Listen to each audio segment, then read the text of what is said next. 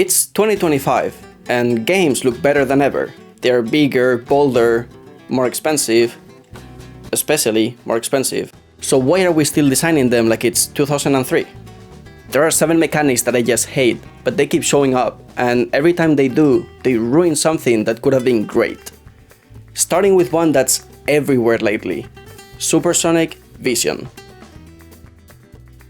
You can call it Supersonic Vision, Instinct, Scanner, Pulse, or whatever you want.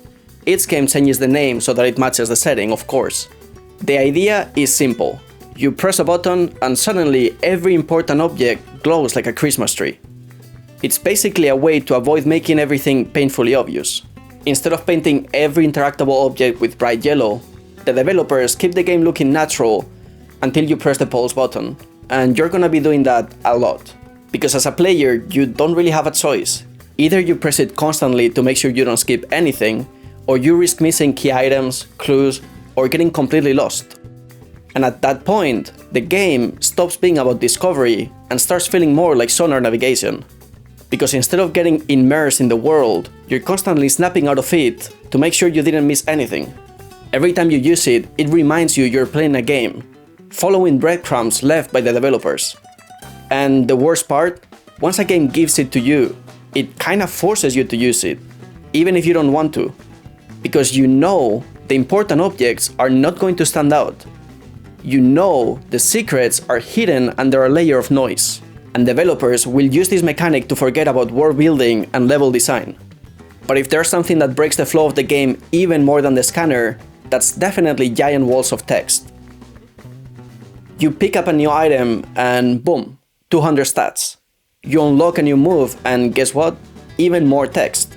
Sometimes if you're lucky, it may have some video examples to show you how to use the new attack you just unlocked, even though you're most definitely gonna forget and continue to smash every button on the controller. Instead of letting you use the new ability to learn naturally, the game assumes that you need a full lecture before you can even press a button, and Japanese games are especially guilty of this. Think of Monster Hunter throwing a 2-page essay at you every time you unlock a new system, or Xenoblade Chronicles pausing the action every 5 minutes to show you walls of text with diagrams, flowcharts, and enough text to qualify as light reading. And what ends up happening? You skip the tutorial, of course. Why would you read 5 full pages of text that only tell you, when you upgrade a weapon, your weapon becomes stronger. Therefore, you should upgrade your weapons. To do so, yes, I get it. Good weapons are better than bad weapons. I think I could have figured that out myself. And if it's a specific mechanic that you're trying to teach, then let me use it. Show, don't tell. That's like one of the most famous sayings of storytelling. How have you not learned it yet? And just like you shouldn't break the flow of gameplay with a wall of text, you shouldn't break the flow of a cinematic. Which is why the third mechanic I hate are QuickTime events.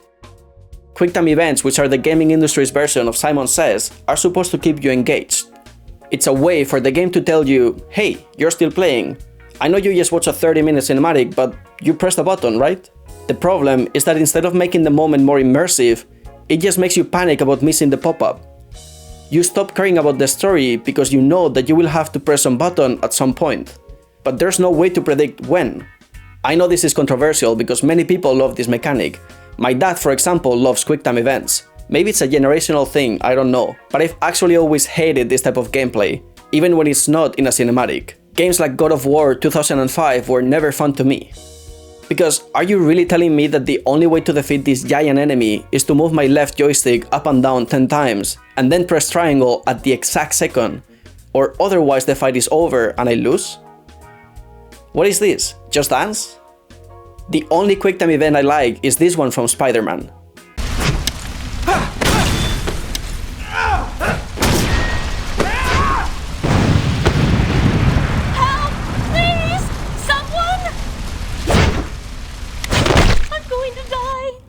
Peak gameplay right there.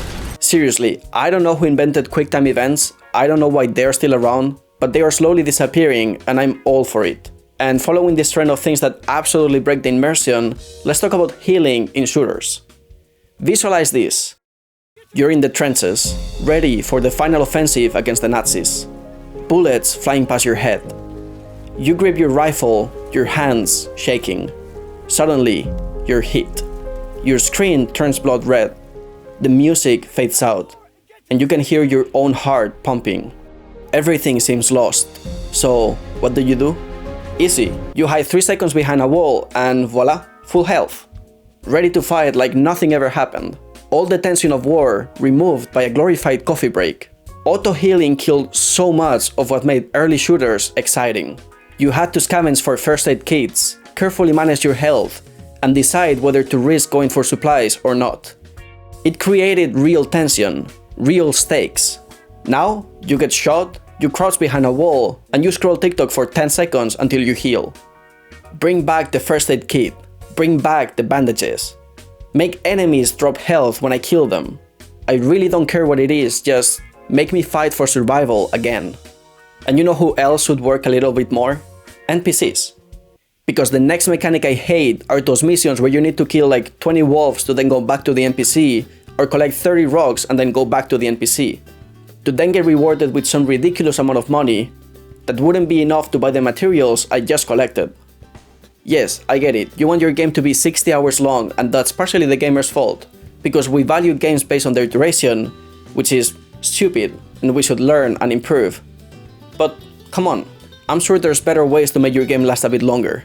Making me go to point A and then to point B and then back to point A to deliver a message to a villager from their cousin from point B is such a boring way to make the game last longer. That's like, I don't know, like making this video longer by asking you to like, subscribe and check the demo for my video game Rogue Inferno, link in the description. It's just annoying. And if there's something even more boring and repetitive than those missions, it's when the rewards only drop sometimes. So in order to collect 60 wolf fangs, you need to kill 70, 80 or 100 wolves depending on your luck. You know what that's called? Loot boxes. They turn RPGs and grinding into glorified loot boxes. And it makes sense, because it triggers something in our brain that makes us go back for more, even if it's just artificial filler. But it's still just that, artificial filler, and it won't keep players hooked forever. So you better come up with a better way to make games longer and more engaging, because this bubble is gonna burst, and people are already getting tired of it. And the last thing that pisses me off are the useless merchants and blacksmiths in video games. You're telling me that to get a better sword I need to pay like 99% of my gold, leaving no extra gold for armor or consumables, knowing that the next low level enemy is gonna drop an even better sword? What even is the purpose of merchants in these games? I surely hope they don't have a family, because with these ridiculous prices, I don't think they're bringing back enough money to feed them. And it's not just equipment. Consumables and materials are also extremely expensive. Why would I spend 100 gold on a potion that has a 20% drop chance from enemies? And even worse, if I try to sell that potion, it's gonna cost 1 or 2 gold at most. What kind of hidden fee am I paying? Are they Starbucks potions? Fun fact, when I played Pokemon Platinum as a kid, I beat the entire game without buying a single object, because I felt like the prices were ridiculous and you could find most items throughout the map. So I just saved all my money to decorate my villa after beating the league. Anyways, those are 7 of the most annoying mechanics in video games. But my list is way longer, so if you would like a second part, let me know. And press all those buttons to support me. Also, check the demo for my game Rogue Inferno, a grid-based roguelike deck builder where every move counts. See ya!